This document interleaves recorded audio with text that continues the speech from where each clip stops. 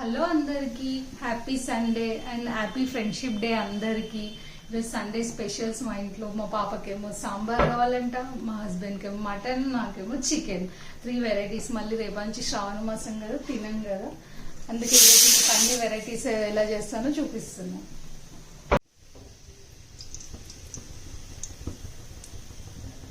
Chicken fry కదా, దీనికి oil ఎక్కువనే పడుతుంది.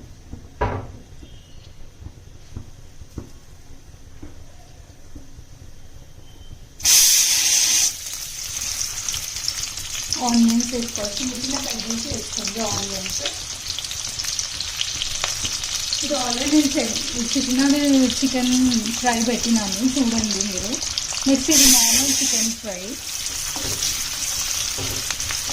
ఆనియన్స్ మంచిగా ఫ్రై అయిన తర్వాతనే నెక్స్ట్ ప్రాసెస్ స్టార్ట్ చేయాలి.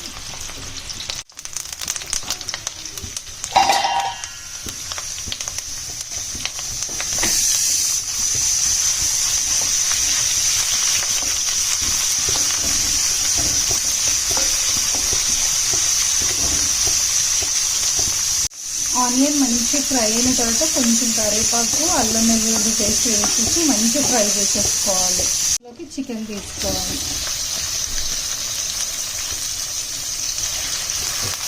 చికెన్ తీసుకొని సిమ్లో పెట్టి మంచిగా ఫ్రై చేయాలి. వాటర్ అంతా పోయేంత వరకు ఫ్రై చేయాలి. ఇది ఫ్రై కాబట్టి అలా చేసుకుంటే చాలా టేస్టీగా ఉంటుంది. ఇలా కడాయిలోనే చేసుకోండి, చికెన్ ఫ్రై చాలా టేస్టీగా వస్తుంది. మూత పెట్టేసి వాటర్ అన్నీ పోయేంత వరకు పెట్టుకోవాలి. ఫ్రైలో చికెన్ మధ్య మధ్యలో కలుపుతూ ఉండండి, లేకపోతే అడుగంటిపోతుంది.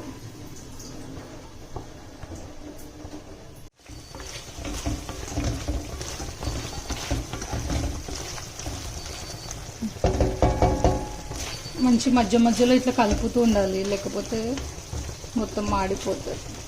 ఇంకొక 5 మినిట్స్ కుక్ అయితే అయిపోతుంది. ఇప్పుడు చికెన్లోకి పసుపు,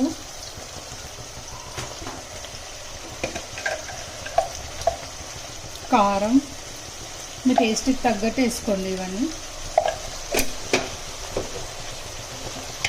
ధనియా పౌడర్,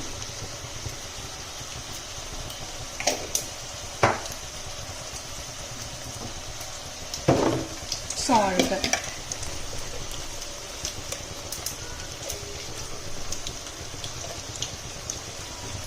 వేసి మంచిగా కలుపుకొని మళ్ళీ ఫ్రై చేసేసుకోవాలి.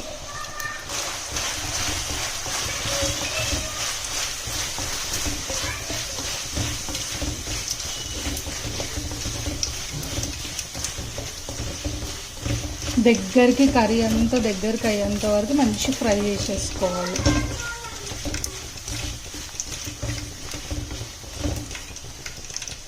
మసాలా కొంచెం వేసుకోండి, ఘాట్ ఎక్కువ వద్దు. ఎందుకంటే నేను ఆల్రెడీ అల్లం వెల్లుల్లి పేస్ట్లో ఇంకా ధనియాల పొడిలో చెక్క లవంగా వేస్తాను కదా,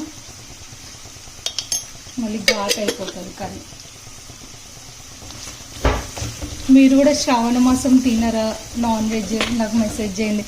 మేమైతే వరలక్ష్మి వ్రతం వరకు అయితే తినము.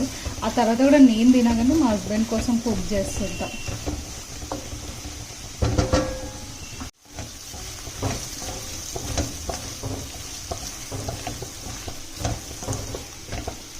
మంచి ఫ్రై అయిపోయింది, బాయిల్ అయిపోయింది. కొత్తిమీర వేసేసుకోవడం, సింపుల్గా అయిపోతుంది. ఇది బేసిక్ చికెన్ ఫ్రై. దించేసుకోవడమే ఇంకా, అంతే.